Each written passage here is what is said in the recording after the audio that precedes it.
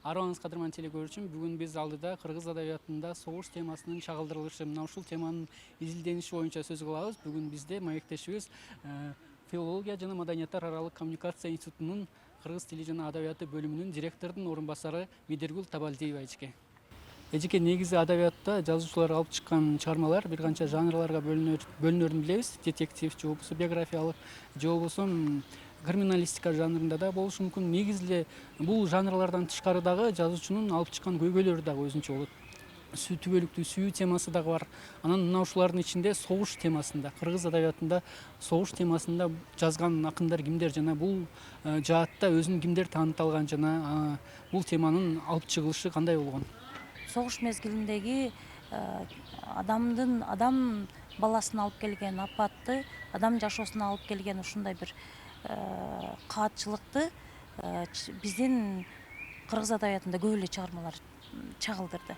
Акындар эми башка жанрларга салыштырмалуу бир оперативдүү алектенген жанр катары поэзияда адегенде баштады.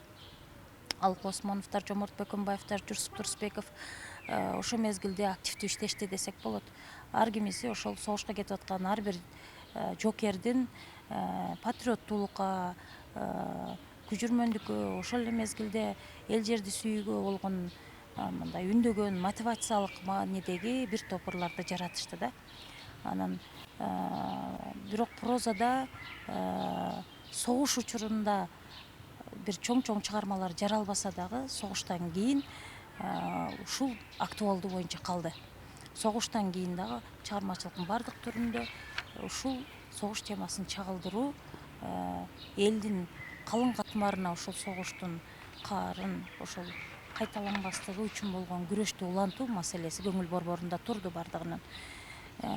Силер билгендей согуш темасында көбүрөөк жазгандар Сооронбай Жусуев аябай көп жазды. Сооронбай Жусуевдин дээрлик чыгармачылыгынын тематикасында эң көп бөлүгү ушул согуш темасынан алат десек болот да. Ошол эле Сүйүмбай Эралиев жазды согуш темасында. Сүйүмбай Эралиев согуш темасындагы жазуусун ушу эгемен доорго чейин токтоткон жок го дейм. Себеби эгемен доордо дагы Кесир инсан поэмасы дагы түздөн түз ошол Чернобыльдагы атомный бомбанын жарылышына байланышкан, ал да бир жаңы замандагы согуштун бир адам баласына тийгизген оор запкысы тууралуу жазылган чыгарма болчу да. Прозада болсо өзүңөр билгендей адегенде эле Түгөлбай Сыдыкбеков жазды биздин замандын кишилери. Биздин замандын кишилери жазылганда кайсы бир деңгээлде реалдуулуктан алыстады, кайсы бир деңгээлде согушту бир ынтымакка чакырган, аны чейин эле элде кыйынчылык болбогондой сезим калтырды, окурман ошондой таасирленип калды деген бир топ баягы эмелер да айтылды, ага карата сын пикирлер да айтылды. Бирок деген менен ал дагы согуш темасында биринчи жолу жазылган жана согуштун мындай масштабдуу чыгармалардын бири болчу. Ошон үчүн ошол мезгилде Сталиндик сыйлыкка татыктуу болгон ошол чыгарма. Согуш темасында чыгармалардан баягы жүрөгүбүзгө жеткирип, кадимкидей бизге ачуу жашты келтирип, мындай демин кыстырып, согуштун канчалык бир азап экендигин жеткирген Айтматов болду да чындыгында. Айтматовдун ар бир чыгармасы ошол согуштун кайталанбашчы болгон адамзатка эскертүүсү болду. Бетме беттен башталды бул нерсе. Буга чейин Айтматовго чейин эч ким баягы согушка кетип аткан аскердин оюнда эмне бар экенин жазган эмес да. Ички каармандын ички дүйнөсүнө сүңгүп кирген эмес экен көрсө.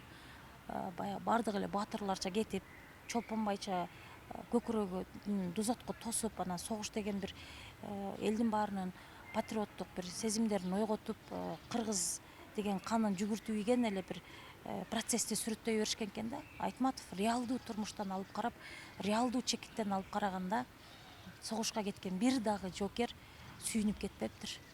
Өлүп калуудан коркуп кетиптир, мекенин таштоо азап болуптур, жакынын таштоо, бир тууганын таштоо, бала чакасын таштоо деген бир оор психологиялык бир моменттер болуптур да. Мына ошону башка жазуучуларда анчейин чагылдырган эмес экен. Айтматов болсо жетер жерине жеткире чагылдырды. Согуш мезгилиндеги баардык бир проблеманы алып чыкканга аракет кылды да. ошол жалпысынан согуш темасы болуу менен анын ичинде көп проблема болду да. Энелердин проблемасы болду, мисалы үчүн Толгонайдын образы аркылуу бүтүндөй ошол баласынан ажыраган, баласын күткөн, баласын сагынган, жолдошунан ажыраган, өлбөстүк үчүн күрөшкөн, тирүүлүктөн үмүт эткен, адамзаттын келечегин ойлогон бүжүрмөн энелердин образын бергиси келген болсо, ошол эле Сейденин образы, ошол эле Ысмайылдын образы аркылуу дагы бир кыргыз окурманын селт этирген бир мындай моменттерди алып келди да. Мисалы, экөө бирдей шартта, алектенип бирдей шартта бир үй бүлөдө жашашты да, Сейде менен Ысмайыл. Бирок эки башка адамгерчилик, эки башка дүйнө тааны менен. Бирөөсү күн өткөн сайын согуштан качып, өз жанын баарынан бийик коюп, өлбөстүк үчүн, өзүнүн жаны үчүн гана күрөшүп, коомдон алыс калды да. Тескерисинче анын жубайы Сейде ошол баарынын башына түшкөн мүшкүл экенин сезип, ошол нерсенин жон термиси менен сезип, уялып, ал кадыресе ошол нерсени баарына түшкөн апаттын биз кургалгыдай кимбиз? Биз адам коомдон бөлүнүп жашоого акысы жок экенин сезип туюп, ал өзүнүн күйөөсүн кармап бергенге чейин барды да. Экинчиси Толгонайдын образы. Эми мындай караганда Толгонай эненин образы ушунчалык бир андай эне болуш өтө кыйын да. Бүткүл адамзатка тиешелүү идеалдуу эненин моделин көрсөтөт да. Ал жада калса өзүнүн көзү өтүп кеткен, согушта курман болгон баласынын аялына дагы өзүнүн энесиндей мамиле кылып, анын бөтөн бирөөдөн боюнда бар экенине карабастан эне катары камкордук көрсөтүп, ошону кучагы жайып тосуп, ушуга бирөө жаман сөз айтып койбосо экен, бирөө ушуну бир жаман сөз менен намысына тийип албаса экен деп, чыныгы таза энелик жүрөк менен кабыл алышы бул күчтүү эненин образын берген да окумушту. Аны өзүнчө сөз кылууга татыктуу да. Негизинен алганда кыргыз адабиятында жалпысынан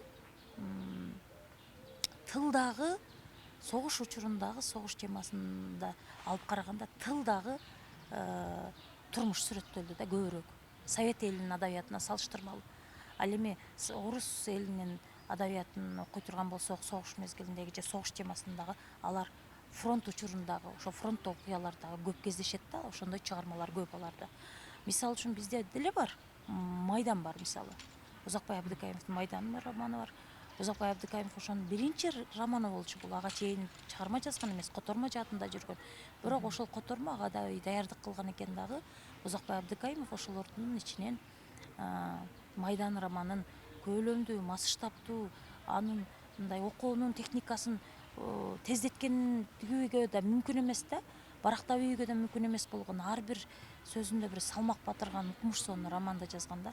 Бири гана ошол Майдан романында тыл менен согуштун ортосундагы мындай биримдик, ошо ортосундагы эки тараптуу абалды көрсөткөн да. Согуш учурундагы тылда абал кандай болгон, согушта абал кандай болгон, жокерлердин абалын. Ар бир чыгармада жазып жатканда жазуучулар окурмандарга кандайдыр бир ойду жеткирүүгө аракет кылышат.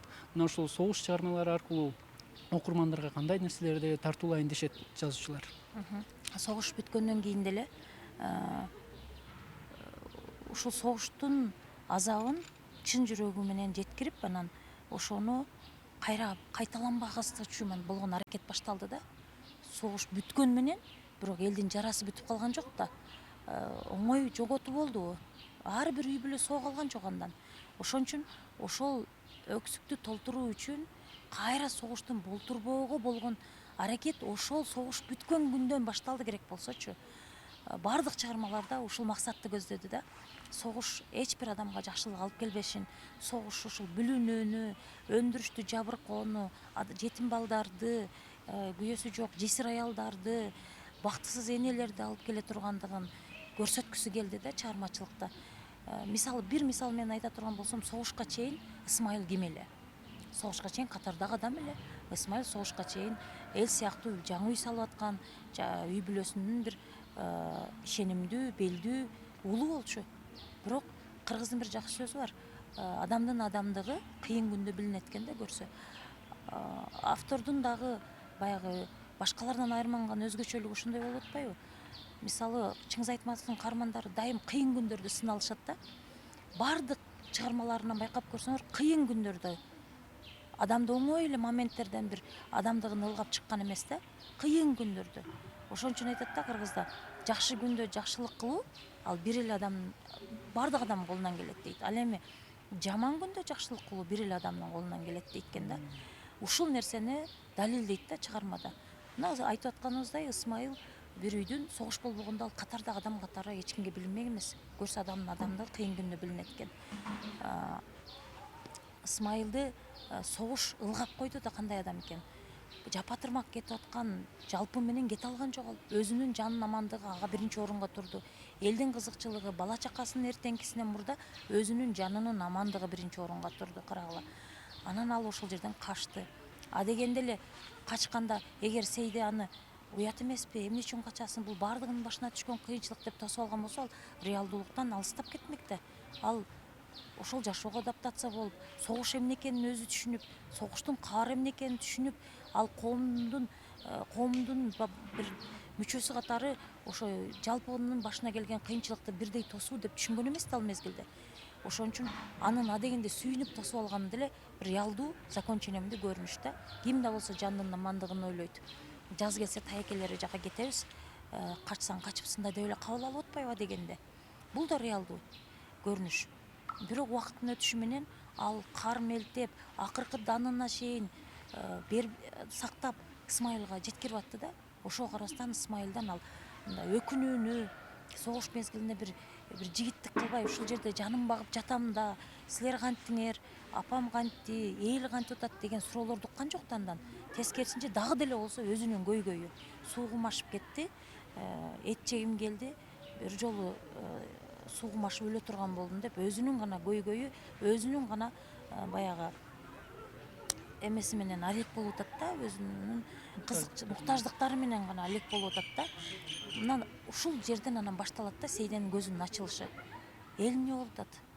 Мына 5 баласы менен тотой күйөөсүнөн ажырап, эл аны аяп, 5 баласы менен ушул жашап турсун, жок дегенде күйөөсүнүн каза болгонун көтөрө албай калбасын деп эл аяп айтпай отурса, ал эми жигит башы менен Ысмайылдын башын катып жаткандыгы Сейдени кадимкиде ойлондурду.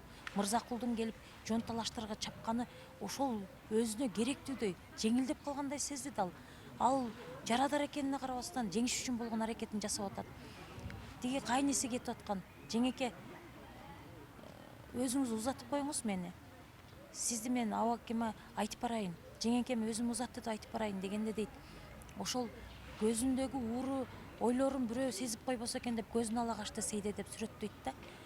Ичинен өкүнүү бар болчу дейт. Атагана Ысмайыл да ушинтип эл четинде ушул балдарчылап бир патриот болуп, элдин керегине жараса кана эле деген бир ой болду дейт. Бирок ушуну бирөө сезип койбосо экен деп көзүн ала качты деп укмуш сүрөттөйт да чыгармадачы. Демек ушунун өзүнөн эле акырындык менен, деталына, этап менен анын көзүн ачылып отуруп, аягында ошол нерсеге барып атат да. Ошол коомдон адамдын бөлүнүп жашашы мүмкүн эмес экен. Автор дагы да болсо бизде эгоизм күчтүүгө, ким да болсо өзүнүн жанынын амандыгын ойлойт деген позиция окурманда көңүл борборунда турат да деген ой менен автор аягына чейин мүмкүнчүлүк берип атат да. Аягына берген мүмкүнчүлүк энеси көмүлүп атканда Исмайыл далдоодон карап турат дейт да. Ошол жерге келгенде да Ысмайылга мүмкүнчүлүк берип көрөт да автор. Мен ит болдум. Бирок мен кандай ит болсом да, эл алдында акмак болсом да, өмүр бою бапестеп өстүргөн энемин кантип бир топурак, уч топурак сала албайм. Мен анда кечирбейм өзүмдү деп чыга калабы экен. Ошол жерде күнөөсүн мойнуна алабы экен деген сөз болду деген ойдо ошондой бир моментти берди да ошол. Бирок ошондо да акыр аягына чейин ал өзүн ойлоп туруп алды да. Кайра тескерисинче кимдир бирөөгө кекенип көрсөтпөсөм силерди жок кылам, кырам деген сөздөр менен айтты дейт да. Мунун өзүндө инсандын оңолбостугу, инсандын ошол оор абал деле оңолбогонун, оор учур деле оңолбогондугун айткысы келип атат. И ошол эле учурда ал бир эле дезертирдин образын берип эмес болчу да. Автор башкача ойлонот да, ал башка мындай улуттук эле контексттен эмес, ал дүйнөлүк планеталарды кой жүгүрткөн автор катары ал башкача ойлонгон ошо биринчи эле чыгармасында. Демек анын көңүл борборунда согуш деген адам баласынын жашоосуна түп тамыры менен жок болсун. Согуштун эч кимге кереги жок. Бир жашынакай адамды мынантип деградацияга алып барды, адамдыктан кетүүгө чейин алып барды согуш. Тирүү адамды өлүү деңгээлге жеткирип койду согуш. Эгер согуш болбогондо Исмаилдин ошондой бир алсыздыгы көрүнбөйт эле. Согуш күнөөлүү ушуга. Согуш деген адам баласында эч качан жакшы нерсени алып келген жок. Ушунун баарына согуш күнөөлүү деген нерсе менен бүткүсү келди да. Ошон үчүн ал таптакыр бир эле дезертирдин образын берүү эмес, жалпы адамзат жашоосуна согуш деген нерсени сездирип туруп, ошонун кайталанбастыгы үчүн болгон аракети анын биринчи эле чыгармасынан байкалды да. Азыр заман башка, доор башка, жазуучулар дагы өздөрүнүн чыгармаларын жазып жатат, жаңы муун. Бирок ошол эле учурда, азыркы учурда согуш темасына кайрылуу, мына ушул жааттын өнүгүүсү кандай болуп жатат адабиятта?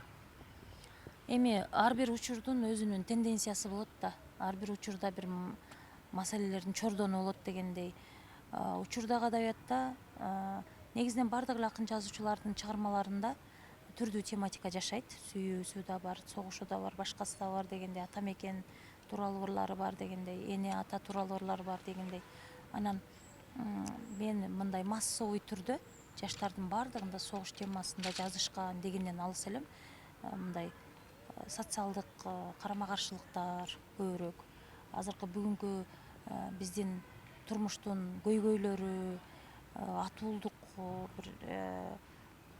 атуулдукка үндөгөн бир ошондой мотивдеги чыгармалар көбүрөөк жазылып атат дээр элем поэзияда. Ал эми прозада болсо эгемендүүлүктүн келиши менен бир негизги тенденциясы кандай болду? Баягы тарыхый чыгармаларга кайра башынан баа берүү тенденциясы байкалды. Мисалы ошол Ормонхан, Байтик Баатырга окшогон тарыхый инсандардын бейнесине токтолуп, ошого кайра суверендүү көз караш менен, эгемендүүлүктүн көз карашынан ошол доорго кайрадан баа берүү тенденция, тарыхый чыгармаларга баа берүү, үркүн темасына баа берүү. Үркүн темасында мурда башкача баалап койгон болсочу көркөм чыгармачылыкта, кайрадан ошону оңдоп түзүп жазып, бүгүнкү эркиндиктин көз карашынан баа берүү тенденциясы байкалды. Ошол темаларга кайрылуу болду. Анан албетте учурдун да темалары козголуп атты бардыгында. Мындай массовый түрдө согуш темасын жазып атат дегенден алыс элем. Көбүрөөк атуулдук тема басымдуулук кылды. Эми атуулдук тема ушул мезгил талап кылган тема. Бүгүн кыргыз болуунун өзү кыйын болуп атпайбы? Демек ар бир жаранды ушул кыргыз болууга, кыргыз бүгүн мындай мезгил башка да, учур башка, бүгүн деген жаштар башка дегендей, дүйнө тааным башка. Мына айаламды мындай таң калтырган глобализация деген аламдашуу процесси жүрүп атат. Бир күндө деген миңдеген маалыматтар кайсы бирин фильтрлеп кабыл алып атат. Ал башка маселе. Бүгүнкү жаштар ошол фильтрлей албай кыйналат го дейм. Көбүрөөк фильтрлеш кайсынысы керек, кайсынысы кереги жок. Ошону фильтрлей албай ар түрдүү агымдарга кошулуп, ар түрдүү көз караштарды карманып жүргөнү ошондон болсо керек деп ойлойм. Эми бул конкреттүү идеологиянын жоктугунун кесепети деп ойлойм.